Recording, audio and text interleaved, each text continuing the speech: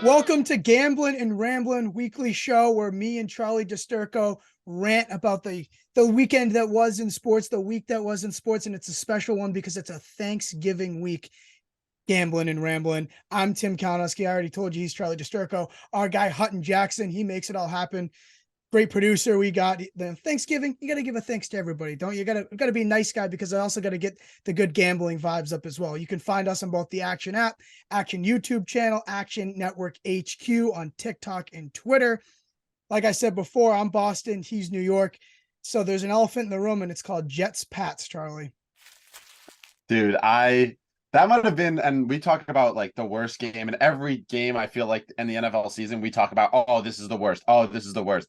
That Jets-Pats game was worse than the Broncos prime time with no touchdowns being scored. That was the worst game I've ever watched in my entire life.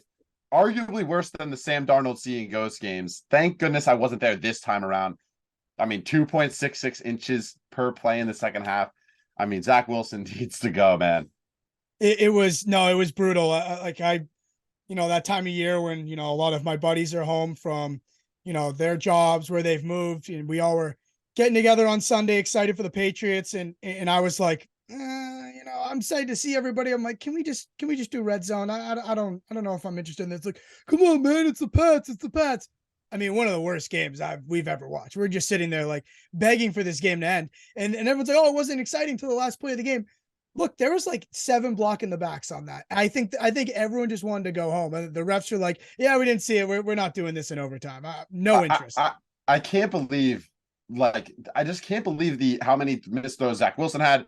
Just like both defenses look great. But I know our guy Nick Giffen, one of our colleagues, had the Jets actually as the lucky team because the Pats should have scored like 23 expected points. So, I mean, it was a pretty one-sided affair. Zach Wilson looked horrendous. The only thing, and of course, the game ends on the last play of the game on a punt return touchdown, like not even like a game-winning field goal or whatever. But I will say the only thing that makes my day a little better and taking that loss was my roommate traveled from New York to the Boston game, probably the most diehard New York Jets fan I know, more than I am. Like by far, like lives, breathes, dies by the Jets, loves Mark Sanchez to this day, wants him still starting at quarterback for the Jets. And he was in the stands as the Pats returned that touchdown, and everyone, obviously he's in enemy territory. It made me just laugh and at least made me take the loss a little bit easier, I have to give an official statement on Mac Jones. Look, Mac Jones played well, 24-27, I think it was. That's fine. They couldn't punch it in. I don't know if Mac Jones is a guy, but what I think is frustrating is I think it's tough when your margin for error is so small when you play with a quarterback like that. He doesn't get you out of anything that would be a dud play. He doesn't do anything, out of the ordinary that you would be saying, okay, 3rd and 5, everything broke down. Thank God for Mac Jones. I got to get what your formal statement is on Zach Wilson, because we all know why you need to give a formal statement. 2 things. 1, at least your quarterback doesn't think he's Pat Mahomes, but is just absolutely blackout drunk on the field. And 2, give me Mike White. I love it. I'm a big fan of Mike White. And besides this atrocious game, it's kind of been a trend at the NFL. I got to say, I love football. I'm going to watch no matter what. I'm a sucker, but I'm kind of pissed. The league's been kind of brutal this year. There hasn't been much to be excited about. I mean, look, yeah, sure, we had the Minnesota Buffalo game, but that was 2 teams like puking it back at each other. That wasn't like someone took it and it was like, like that it wasn't like Mahomes or Allen, like one of those things. It's like you gave them too much time, and they did, like it was 2 teams just giving the game back and forth to each other. And that was one of the most exciting games we've seen. The NFL has been pretty bad. Unders 94 and 69 this season. Nice, but not nice because look, I don't need points for it to be fun, but I also just need some competent offense, please. It doesn't make sense. Like we used to get every year, like last year, like Mahomes and then someone, whether it's Herbert, Allen, Jared Goff in that Rams game back when he was in LA, like we used to get those games where we used to have a shootout on prime time. Now it's go to prime time and it's who's going to be asleep by halftime, us or the other team's head coaches, because Yep. it's just, this is every game. There's no scoring. I don't know what's wrong with the NFL. I don't know if it's just there's so much parity now that there's not like one reason behind it, or maybe it's just the quarterbacks. We're seeing all the greats really fall off and get old, and all the young quarterbacks just don't have it right now. And we're seeing Justin Fields finally get there, but I mean, it's just been absolutely brutal. Like half the games I watch, I like don't enjoy. And like at No, primetime, I yeah, I agree. have to have action on every game because, Yep. or like action on the primetime games, because if I don't, then I'm not enjoying like the Denver Broncos for the seventh time on primetime. No, I've never felt this way. I've never felt this strongly about it. But the fact that Rodgers cooked, Brady hasn't been great. Even a team like with Kyler Murray and Cliff Kingsbury, the Cardinals should be exciting. I know he's hurt, but that's a team that should be exciting. It's just like quarterback after quarterback after quarterback. It's just been so underwhelming. And then I had another friend who was like, "Oh, we got Justin Herbert. We had him. That was a fun Sunday night game." It's like, yeah, but I can't stand that Chargers team. It's the same story every game. Who's hurt? Who's this? If they all got healthy, if it's like, please, please, please, just give me some exciting quarterback play. And I don't know what about it is, but I think the quarterback play has just been so abysmal. I don't know if it's just like head coaching too. Like watching like Nathaniel Hackett run twice, or LaFleur for the Jets and whatever. It's a lot of teams are almost headstrong and stubborn, making this run game work, and then they force these quarterbacks in bad situations. Like we see Josh Allen be able to move the ball down the field Yep. because they just pass all the time. Mahomes moves the ball down the field. They're exciting to watch at times because they just pass a lot. And I think that maybe they're just getting away from that. I'm not sure. I mean, it's every quarterback that you think is going to be good, there's a reason behind it, right? Like we don't know what's happening. Rodgers cooked, like you said. Brady has that whole divorce thing. We don't know if that's affecting him at all. Kyler Murray's too busy playing Call of Duty. Like there's always a reason behind every quarterback struggling right now. And then you got like Wilson stinks. Jared Goff, not good. Kirk Cousins is either shirtless with bling on or is a pumpkin. Like all these guys. When Taylor Heineke is like our most exciting quarterback, something's wrong.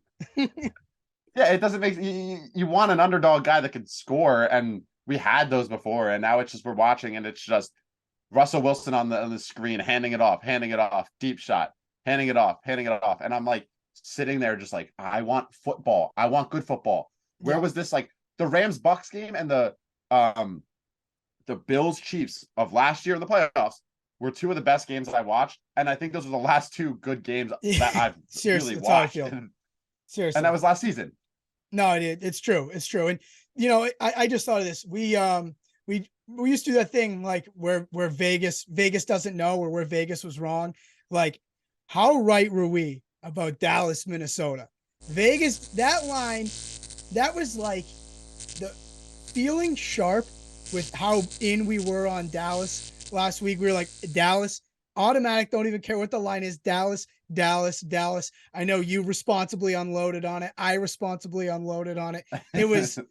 It just felt so, but again, it was an exciting game, but I'll take my money. That was the feeling of being right there. When you just nail a game like that, I felt pretty good. I don't think I've ever had that sweat-free of a win. And I don't think it's ever come with that much money on the line that I threw. Because I obviously, like you said, we responsibly unloaded on the money. I took the money line. And yeah, I did too. Right from the start, when Micah Parsons strip sacked Kirk Cousins, I was like, oh, this is like in the bag. Like Dallas is going to murder Minnesota. And they finally had all of the regression, the negative regression that was coming, the 7-0 in the last 7 one-score games. Well, now it's not a one-score game because Minnesota got absolutely obliterated. I turned the game off at halftime. It was over. At halftime, you knew that there was no way Minnesota was going to come back from that big of a deficit against this Dallas team. No, and I sat down, make a drink, settle in. I'm like, okay, time to sweat. My biggest bet of the year, Dallas here, and the game was over in 30 seconds. Like you said, Parsons, game over. I'm like, now what do we do? It was because I'm not that interested in Cincy and Pittsburgh. Like I think Pittsburgh is hard to watch, even though that was an exciting game. But even a game like that should have been so great. Yeah, I'll take my money, but that was no fun. It's really been hard for me to have fun with this whole thing. Yeah, the fourth quarter, the fourth quarter they sat like the entire starters, so we didn't even like get like that's why I turned it off. Like I was like looking They at my sat the action app and I was like, broadcast. CBS sat the yeah, broadcast. They yeah, put the I Pittsburgh game saw. on. They said this game is so bad. This game that was supposed to be, it was a 1.5, 2 point spread at close with like Yep. 48 as the total. This was supposed to be probably the game of the week. And as far as from just like a viewership, like, oh, this is going to be a good game standpoint. And it was the worst. I think it was the worst, other than, well, Jets Pats. But other than that, That doesn't count. this was That like, wasn't the same league. That wasn't the same league. that was like the high school football game. This was just unfair. This was like a man against a child. Like Dallas just came out and like they just looked better, looked stronger, looked faster, and they absolutely took it to them after that Green Bay loss. So at least they got back on their feet. It feels good to be right, you know. Oh, it feels good to be right. It feels good to be right. And so what I'll just keep everybody honest here. If I'm gonna be right about Dallas, can we talk about just an all-time mushing by me with Drake May? I'm in here talking about I'm in here saying how good Drake May is going to be. Watch out. You're going to be sitting on your couch. You'll be saying, who's this kid? Drake May. I called him a true freshman. He's actually a redshirt freshman. like I know anything, here I am, like, finally doing a show, finally having a good time. And I'm like, yeah, you know what? My big break is I'm going to be like, I'm going to tell everybody a Drake May out of nowhere. And the odds makers agree with me because he moved all the way up to plus 550. Oh my God. That was so ugly. They lose to freaking Georgia Tech. I talked myself into them making the college football playoff. I talked myself, they're going to beat Clemson. What a horrendous showing out of UNC. All-time mush by myself with Drake May. Only me, mush, whatever they want to call it. All-time mush. He is now 100. He's now a trillion to one to win the Heisman. I got a better chance of winning the Heisman than Drake May does after that, and it's all my fault. It's all my fault. I was gonna say it's when you texted me on Saturday night and we were talking about our bets and you were like, I must Drake May. I expected to like look at the score and it to be like 10-7, like UNC's up.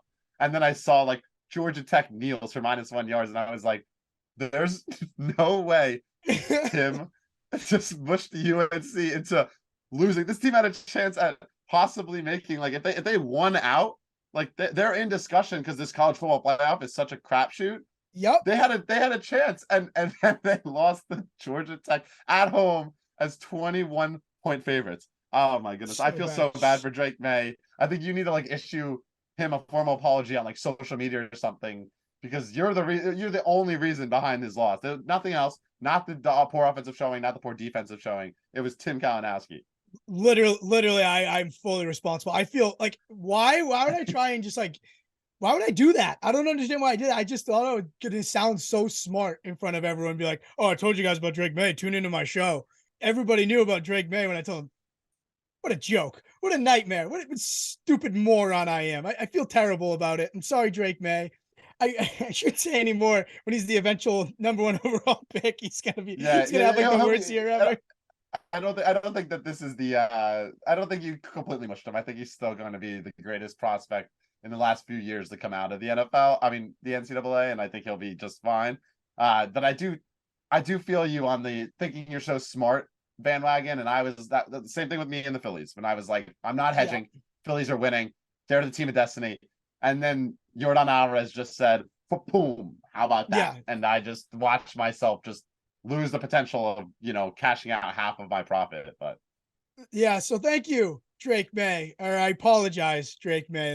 That wasn't no need for it. Like, no need for it. Didn't have to do it. Didn't have to say it.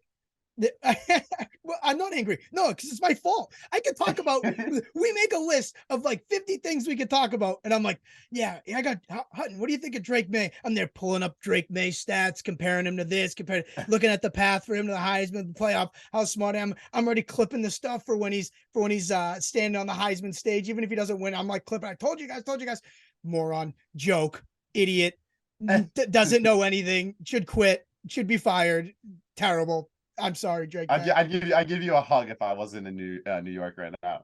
Yeah, I would give Drake May a hug. I also would give Hendon Hooker a hug in that entire Tennessee team, because that what we saw on Saturday night, obviously I hate South Carolina, but they showed something.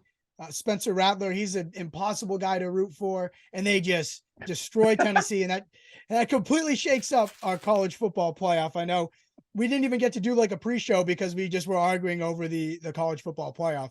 I guess now that we're doing it live here, what do you see out of the top four teams, or what do you expect to see our top four look like? Yeah, so right now it's what Georgia won. They're gonna win out. I don't think there's anything about doubt about that. They're gonna beat LSU in the SEC championship. Number Yep. two, the winner of Ohio State, Michigan. They play this week. I think that whoever wins that game obviously is going to be number two. That then that's where everything gets interesting, right? Yeah. Like, do you get Michigan if they lose to Ohio State, or Ohio State if they lose to Michigan? TCU, USC, they're the 4 and 5. I don't know what your opinion is, but TCU, we talk about it every week. They're a fraud. They play Iowa State and then they play either Kansas State or Texas in the Big 12 championship. I think they lose one of those two games, if not both. And then USC, they have they have two more games as well. Notre I'm not Dame, and sure then that going to be a ranked Pac-12 opponent. right, Notre Dame, and then what I believe, or maybe Oregon. But whichever team it ends up being, I think they lose to Notre Dame. Notre Dame's a legit team now. They're going to win, and then all of a sudden you can't really make an argument for USC if they lose one of the two games, because then they're a 2-loss Pac-12 team. Alabama, I don't think you had a, you know how No, the college no, football committee stop is. it. Stop it. I think Listen, it's the college football committee. no, it's They true. It love is true, Bama. but they can't do two losses. They can't do two losses unless it's a champion like LSU. I think we agree on a few things. Okay. We agree that TCU is likely going to lose, right? Between now Right. and the conference championship game, either or both. We think that USC has a loss coming. Either Notre Dame, the Yeah, Pac-12 championship. both teams are fraudulent and are Right. escaping with very lucky wins. Like TCU had no business winning that Baylor game, and honestly, USC like should have lost that UCLA game. It was Right. that That was painful. Yeah. the field goal at the end of the first half that then Chip Kelly called the timeout and then he made it, and then obviously DTR had the chance to bring it all together despite being completely hurt, and he played hurt the entire second half and Incredible still had performance. them within striking distance. Yeah, so both teams fraudulent. I agree. Yeah, so we agree. We agree. A loss is coming for TCU. A loss is coming for USC. So that puts us in a that eliminate both of them. We seem to think. So that puts us in a spot where it's going to be Ohio State, Michigan winner, and then I have talked myself into Clemson winning the ACC, and they will be matched up as we look at the playoff against the, say loser of the Ohio State Michigan game. Because in that case, I guess all four would get in. But I think that there's a path here for my Clemson Tigers. And you seem to disagree. This is the thing. I mean, okay, we go back and forth with this, right? Because I don't think Clemson is that good, and I don't either. I don't either. And it's hard to like watch. I guess it's hard to give them the bid over some of the teams. I think Alabama, Clemson, if they play, I think Alabama wins. I don't know if you can, in the right mind, give Alabama a 2-loss Alabama that is not in the SEC championship the bid over Clemson. I know. We need to stop with that. No Bama talk. Get the Bama talk out of here. Oh my god. Okay, listen, they're not that good, but they like they're good, but we're not doing the thing where just because that we think that they'd be favored over the other teams, and this is just the power. Let me do the thing. Let me do the thing. The college football committee and me think Alabama should be in. No, I don't. This is the thing, right? Georgia, Ohio State, Michigan, I think are locks. I know that you slightly disagree there, that if TCU or South Carolina, I mean, not South Carolina, South California ends up winning. I don't know why I said South California. South Cal. And sends up. If TCU wins, right, they win Iowa State and then they beat Texas and Kansas State in the rematch of the Big 12 championship, they're in. But I think that's where things get tricky, is I think you're right to a degree. I think Clemson probably has the higher percentage of getting in if TCU and USC lose, and if LSU loses to Georgia in the SEC championship.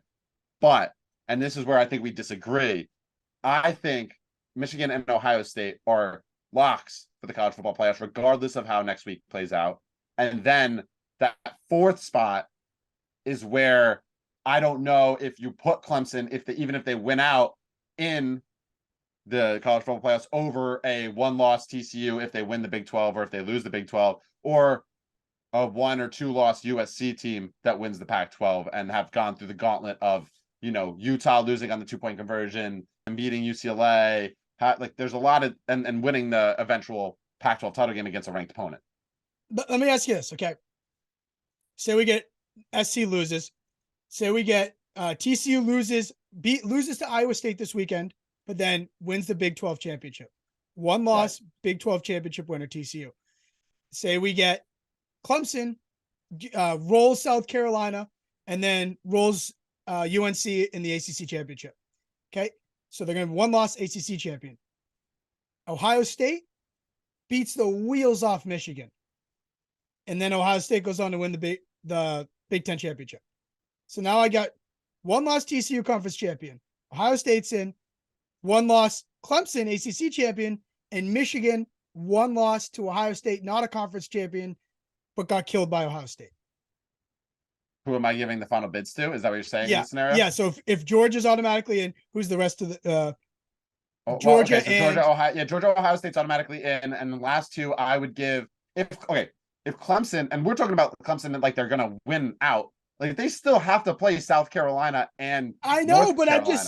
I'm just saying. I gave you okay. If they blow out South Carolina and they blow out North Carolina, if they make statement wins, Clemson is in over.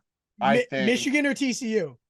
Oh my god, that's what I'm saying. 2 spots left. I hate Sonny Dykes. This is personal. Michigan, they're my 4. Okay, there you go. There you go. I don't know though. It's hard because if TCU wins the Big 12 and they lose Iowa State, maybe they get in over Michigan. But that's really hard, though. That's really hard. How do you? I know the committee should know, looking at TCU's games and how they played it out, that they've gotten extremely lucky in just about every game. That so many things had to bounce right. They beat Oklahoma State in overtime. Oklahoma State is not good. Kansas State just turned into a pumpkin in the second half. They did that. They barely beat West Virginia. There was a close game and then the Hail Mary. There's so many games that just Texas Tech was leading until the second half, and then a couple phantom ref calls, and all of a sudden the total game script flipped and TCU took the lead and won. Yeah, but the committee loves these conference champions though, which isn't, I tend to agree with you, but it's weird that the committee, not weird, but understandable, they do value that conference championship, with Michigan then maybe sitting on the sidelines for the Big 10 conference championship, and they're basically their only big game. They got obliterated by Ohio State, let's say. Let me ask you this though. Okay, this is a completely probably unrealistic scenario. Yeah. Georgia wins and beats LSU in the SEC championship. They're in, right? Yep. Ohio State beats the wheels off Michigan. They're in, right? Yep. Michigan loses. Obviously, they're 10-1 or 11-1, whatever their schedule is right now. TCU loses to Iowa State, loses in the championship game. USC loses to Notre Dame. Loses to Oregon or whoever they play in the Pac-12. Who are you giving the final 2 bids to? Does Alabama make it? No. Does Clemson win out? Clemson wins out, or Clemson. Oh, Clemson goes 1-1. Clemson loses. Okay, Clemson's out. Clemson. Yeah, it's a good scenario. Yeah, I like this. Does Alabama make it at this scenario? It is. There's so many options that you can. What if like Utah just lost? What if Oregon wins out, right? I'm pretty sure that they'd be in the like could they somehow make that jump up 6 spots if everything goes wrong? So at that point we're ranking 2-loss teams, but how about this? So I hate to do this because it's gonna be put, if you watch this long, you're gonna continue to watch. If say we have to get to the point we got to rank 2-loss teams, right? Like Bama's the best 2-loss team. Right. And so that like if we have to get to that point, you're right. Okay, great. If all these teams lose, sure, Alabama gets in. Am I betting on Alabama to win the national championship? Is what I'm asking you right now. No, I think you're better off parlaying all the scenarios that you need just now. Like carry over, and roll over my money line. Yeah, I think that's a better. Let's see what the odds are right now. Alabama's not even ranked as a possibility, and Oregon's 80-1. So I could probably get 100-1 on Alabama somehow sneaking in. That's all I'm going to say. Yeah, I mean, again, is it more profitable to roll your money over? This is not the show for that. You're not going to learn that here. Okay, This you is go to us. This is another. us talking about the dumbest bets that we probably could make right now on this college football unknown. Yeah, and we made that so painful. So yeah, go to Nick Giffen, Sean Kerner, Colin Wilson if you're looking for Stucky. that analysis. Yeah, Stucky and how to get at that. So yeah, but we do pride ourselves on being the kids' table over here on Thanksgiving. I'm someone I got to build like a Thanksgiving card. I need a little bit on each game. I need to have Of something. course. So I gotta have a little taste on everything responsibly, obviously, but it's you gotta fill out the day because being with family and watching sports, like it's the one distraction, one out I have. So I think that if I'll ask you this first before we build the card. Is it, do you like Thanksgiving football? I mean, it's football, so we're obviously going to watch. But for me, I have a hard time being able to actually watch it with the family just walking in front of the TV and toddlers and this and that. What do you think? I see. Okay, so my like Thanksgiving, it's set up where it's like it's a tool. It's like steps that go down and up from like the living room to like a TV kind of living room. It's like a dual Yeah. living room thing. There's like a bar on the bottom, so all the adults kind of hang out over there, and then I just sit my butt on the couch and usually have a clear line of view throughout. So I enjoy Thanksgiving Mm, football. I think, and this is like the only thing is like, I think it's not the best football normally because we get the Lions every year and we get, yeah. the Cowboys are very much a hit or miss team every season. So that gives you the opportunity to, move around, talk to family, and be able to avoid if a game's going a disaster, at least you have like someone there to like shoot the crap with and all that. Yeah. No, so I'll just say the reason we have to build this card, I hate watching football on Thanksgiving. I have a horrendous time doing it because everybody knows that I bet the games, right? So everyone's going, "Oh, Tim, what do you have? What do you have this? What do you have? Oh, what are you cheering for? This?" And most likely it's losing. So I'm sitting there like, and people walk in front of the TV. This, then my mom's like, "Oh, go help your grandmother. Go make her a Riesling. Go do this. Yeah, help her get up the stairs." I'm like, I'm trying to watch the games.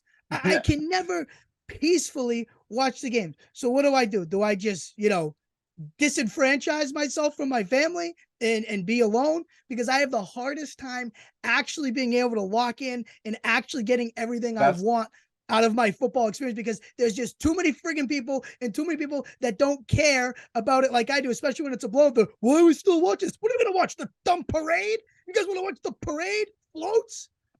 Could be less yeah. You interested got in that. the Lions are down 14. You need a backdoor cover, and they're not understanding the fact that you need Jared Goff to go 7-7 on the final drive of this entire game to get you that backdoor cover. That's when you go into the bathroom and you pull up the stream and you I just sit shouldn't have there to do and you that. act like you got stomach issues and you sit there for 15 minutes and you watch the game and you're like, all right, we're locking in here. And if someone knocks on the door, you tell them to get the hell out. They don't even talk to you. You lock in, put in headphones. Just go silent, radio silent in the bathroom. That's what you got to do. Or like a side room, closet, hide in the closet. There's a lot of ways you can get around if someone's trying to talk to you in the middle of that backdoor cover. But I do agree that I don't really want to watch a game and be like, oh, go help your grandma with this, and you're like, Yeah, it's too much. there's 5 minutes left. Like I need to watch the game. Like I'm an MVP family member. That's why I gotta help with like a little bit of everything. Everybody needs me. Bring the energy to tell this story. That I just want to lock in and watch the game. Oh, the game's over. Yeah, I cooked a live under. Okay, so we're not gonna go flip to watch a float of Peppa Pig. All right, we're gonna watch the end of this. I don't care if it's a blowout. All right, you guys want Christmas yeah. presents? That's how I'm trying to pay for them. No, I think that you are correct in that sense that they don't understand, and I think that there's a little bit of disconnect. But I will say, having a bet and having someone or a couple people kind of interested, and you're watching it and it hits, there's no good feeling than everyone like screaming when like you have a random anytime touchdown score and he gets in and you're yelling and they're yelling and everyone else doesn't understand football and they look at the screen and they see 24-7 and they're like, why are you yelling? And you're like, you're not a Jets fan or you're not a whatever. And you're like, Yeah, no, this guy, like, I just hit like Kyle Juszczyk to score a touchdown, or whoever random player. I don't know why he's the first one that came to my mind, but to score and get in that end zone. yeah. It's just sad though because then my mom's like, "How much money did you have on that?" I'm like, Oh, I always just lie. That's you just oh yeah, lie. you have to lie. Have to lie. Oh, you always lie. Absolutely. Yeah, you never, there is never a scenario where the only time I ever tell my parents how much I win is if they see that I hit like a huge parlay that I advertised on Twitter, and then I like send them the ticket. But like, never, ever, ever, other than that, do I let it be known. I just kind of, log it as a unit. Absolutely. And so with that, let's build our little Thanksgiving meal here. Like I said, kids table. I'll be rocking at the kids table this Thanksgiving again. I'll probably be, poking my head around the corner, won't be able to fully lock in. But let's go with our turkey, the main course. What's your best bet here, or what your main bet is here to hopefully give us a nice baseline? Under 42.5 in Minnesota, New England. I mean, we saw what the New England defense can do against Zach Wilson. Obviously, Kirk Cousins is a step up, but both offensive lines are hurt. And I think that, this is the last game of the Thanksgiving slate. And so that's our turkey. This is our biggest bet. This is the one that, when you eat at Thanksgiving dinner, you want to fall asleep, right? You're sitting there, you unbuckle your belt a little bit, you lay back on the couch like this, and you watch and fall asleep in the middle of the second quarter, wake up in the fourth and be like, well, I wonder how my bet's doing. This is the one to do it. You want to see a snooze fest. This will be it. I love the under. Don't think either team's really going to find that much offensive success. Yeah, this is a game when you're going to fall asleep, you're going to wake up, and it's going to be the same exact score, because the Patriots are just a dead nuts under team. I'm on it as well. Thanksgiving is about sharing. So we came to that great conclusion together there. We will share the main course with under 42.5. I think I think it's 42 about now. Either way, I think the thing might close at 32. So just get that under. You'll be able to get a live line of 14.5 in the third quarter. Exactly. So our side bets here are our stuffing, our mashed potatoes. We got to have a little taste on something else here. What do you got? I'm a mashed potatoes guy as my side, not a huge stuffing dude. So Really? my mashed potatoes side, is going to be James Cook anytime touchdown scorer. This is where I sprinkle a little bit, even though I'm a big mashed potatoes guy, and I'll probably eat a lot of it. I'm going to just sprinkle a little bit on James Cook here. Bills are 10-point favorites of the Lions. I think that the Bills are going to beat them up, and we're seeing James Cook get a lot more yards. So I think that if there's one electric thing that can come out of Thanksgiving, and especially the early game, because it's the largest spread of the day, it's a James Cook touchdown run. He's getting a lot of carries. He got 11 last week. I think that they're going to use him a lot more, and if they're up by a lot, they'll probably use him over Devin Singletary. More explosive. I want to see a 40-yard touchdown run, so I'm taking James Cook. I like it. I'll do that as well. Like I said, I gotta have a little bit on everything here. Everything that you tell me. I'm having a hard time at my side bet. I love stuffing, by the way, big stuffing guy. Mashed potatoes for me, just I feel like they kind of get cold quickly. That's perfect. That's perfect. I'll eat the mashed potatoes. You eat the stuffing. Yep. This is perfect. Fine by me. And so, in that same nature, I think I'm gonna go with the first quarter Lions +3.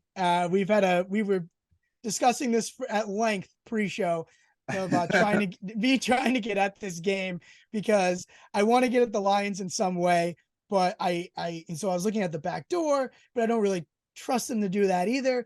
I think if there's one way they can, make this thing, one way that I could win money betting the Lions is if they get the ball first and they're able to score, and then, whatever happens, they get a second possession. I think that's the best way that I can get at that. And that's also just a fun bet that's early and often. That thing, you're going to have a conclusion to that one fairly early to see how the rest of the day is going to go. So hold your nose, Lions +3 first quarter.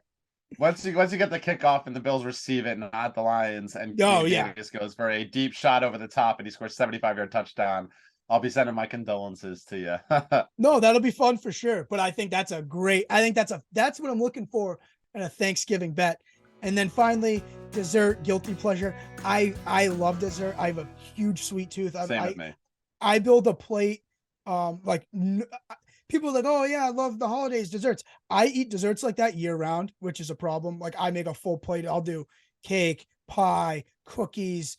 I'm sure the cannolis at the DiSturco Thanksgiving are phenomenal. Yeah. So that's where I'm at. And my guilty pleasure will be, I will be betting against the Patriots. I will be betting I already bet Minnesota -3. Great, because now it already moved to -2.5.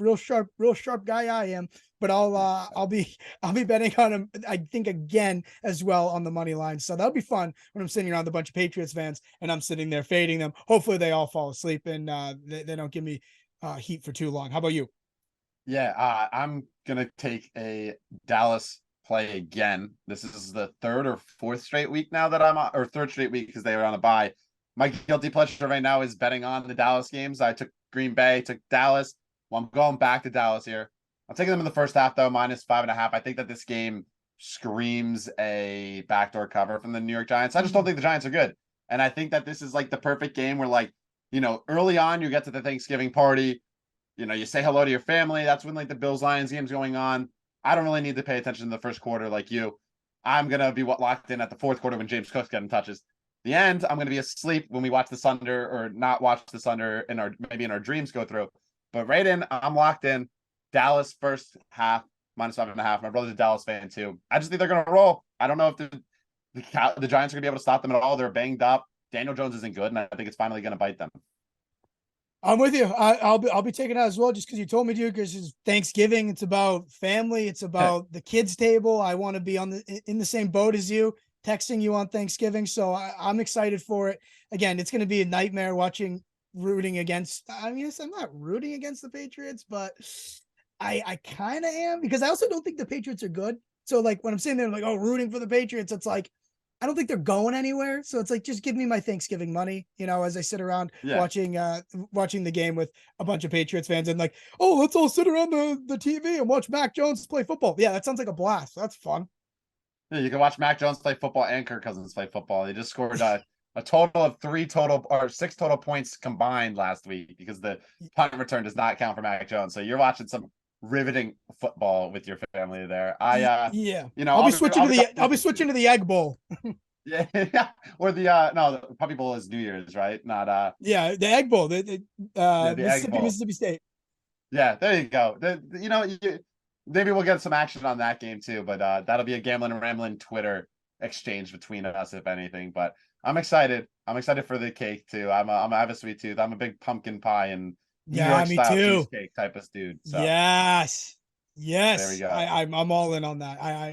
I could not be happier. Let's go.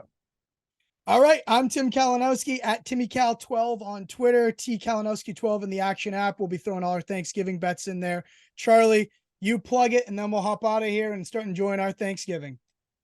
I'm at Charlie DiSturco on both platforms. I'm more active on Twitter. I'd say that's like where I get upset. I just had one of the worst bad beats of my entire life with Arizona scoring or giving up a 17-point. They were up by 17 in a minute and a half left.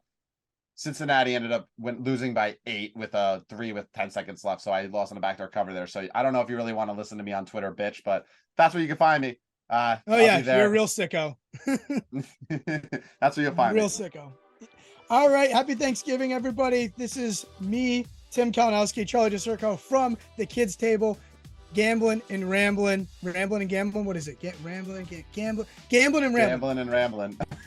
Happy Thanksgiving, everybody. Tim. Yeah, we're out. I'm done. I'm on vacation. Bye-bye.